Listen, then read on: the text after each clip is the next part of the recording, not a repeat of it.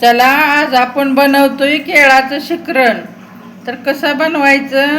1 glass दूध घेतले, अर्धी साखर घेतली, इथं बदाम पावडर घेतली आहे, हे का ही घालते मी, वाटून घेतलंय. तर ह्याचा टाकते ह्याच्यात ही पावडर, वेलची बदाम. तर आता चला केळी आपण कट करून घेऊया, बारीक बारीक, पातळ पातळ पातळ पातळ अशा चकत्या काढायच्या, अशा चकत्या.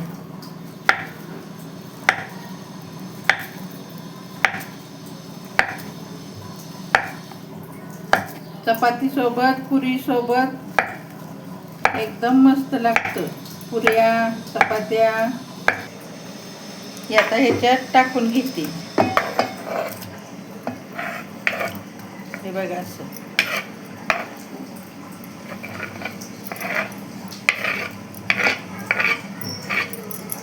हे घेतलं टाकून. आता आपण चमच्यानं मिक्स करून घेऊया, हलवून घेऊया.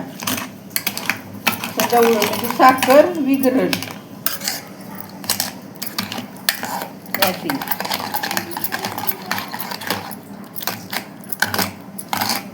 आपलं शिकरण तयार आहे, खाऊ शकता. झटपट शिकरण, जुन्या माणसांची पारंपरिक रेसिपी केळाचं शिकरण, झटपट होणार. सोबत तुम्ही खाऊ शकता करून.